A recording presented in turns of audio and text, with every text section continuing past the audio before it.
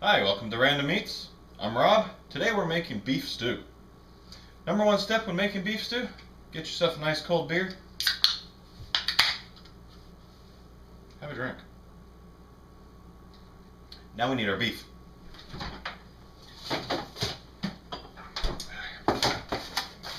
Here I'm using two about 1 inch thick chuck steaks. I got these from my local butcher. If you don't have a local butcher, any beef will do, as long as it's got a lot of fat to it.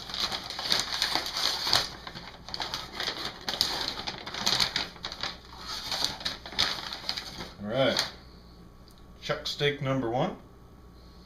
What we're going to do is we're going to remove any large quantities of fat.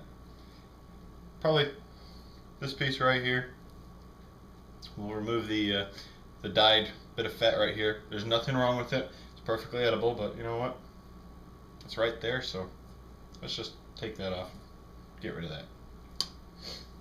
We're actually going to leave the bones in place. This one has a few little bones in them. They're not too small. I got 1, 2, 3 bones. They're going to add flavor to our stew, especially during the long, slow cooking process. Now this one has a little bit of dry aging on the side. Give it a quick squeeze.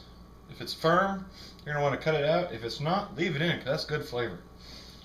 We're just going to cut this in half and throw it in our crock pot.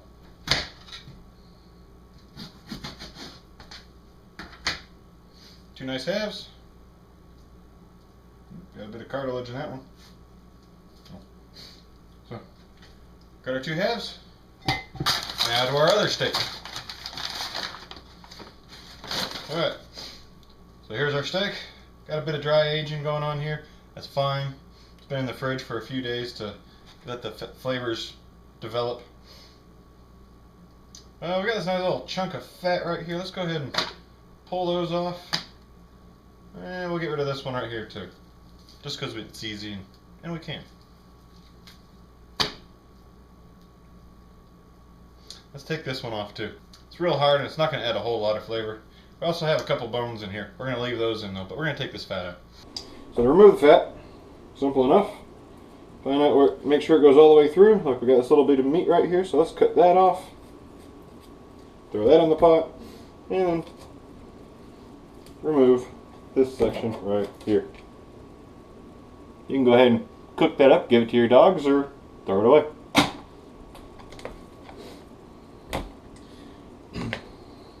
Let's go ahead and cut this up a little bit more so it fits in our crock pot a little better. Hit that bone.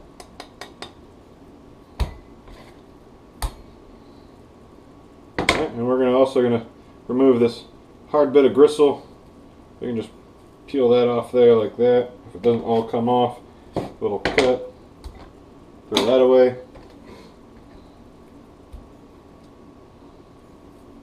There we go.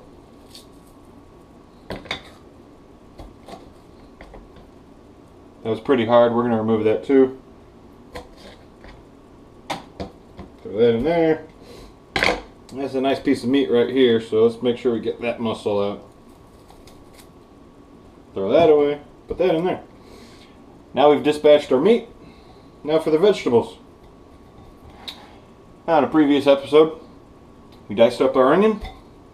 That goes in. We diced up some carrots. We'll hold back a little bit. And we also cubed up some potatoes on a previous episode. So we're going to dump those in.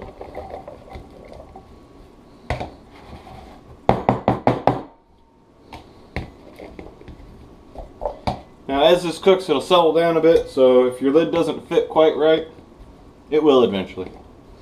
Get in there. Potatoes are good. Get them in there. Okay, now we need some seasonings. Now we're going to cheat here a little bit today. We're going to use a pre-bought packet of ranch mix and a pre-bought packet of au jus gravy mix. It's okay. It's all good.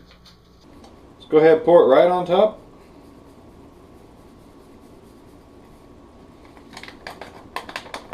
Try and spread it out the best you can. Have a drink.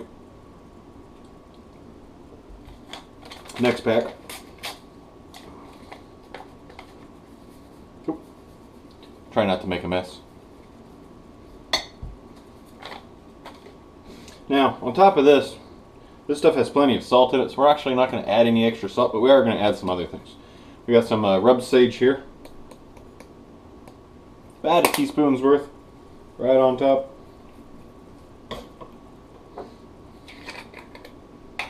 Got a couple bay leaves. Let's go with 3 small ones, 2 big ones, either or. Now marjoram is a great herb for beef. It brings out the beefy flavors and complements it perfectly. So we're going to add about a teaspoon of this.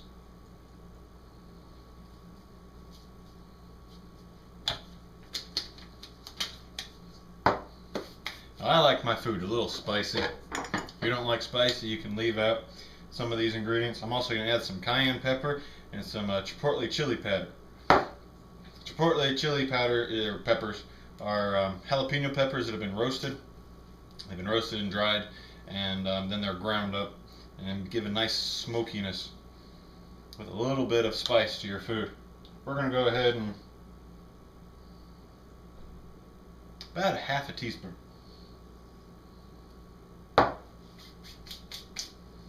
And then the cayenne to add a little more spice.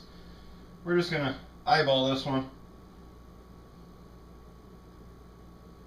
About a quarter of a teaspoon, but you can go however much or however little you want in those. It helps bring out some flavors as well. Now, I'm also going to add some liquid smoke because, well, down here in Texas, everything's got to be smoky.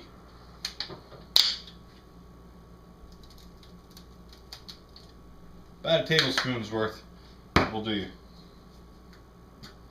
And then we're going to dump in a nice healthy spoon. I'd say about 2 tablespoons worth of tomato paste. It's going to add some good flavors and give it a little extra color. Smash it out a bit, get it in there. Now to all this, you got to add some moisture to it, some liquid. I'm using chicken broth because this is what I have on hand. I don't have any beef broth. Beef broth is perfectly good. In fact, it's actually preferred. But just use whatever you have, whatever liquid you have that's got flavor already in it. It's going to bring flavor to the party. It's right on top. And it's going to wash all those, all these flavors, the herbs and these flavor packs that we already added. It's going to wash all that stuff down right onto the meat.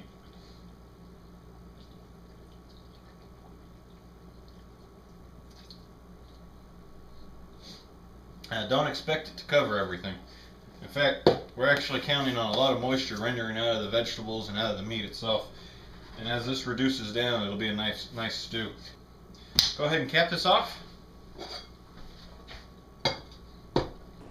If it touches the lid, don't worry about it. Into the crock pot base, we're going to turn it on low for 8 hours for a very tender beef. Or if you prefer more structure to your beef, we're going to put it on high for 4 hours. Here, I'm hungry, so I'm doing the 4 hours.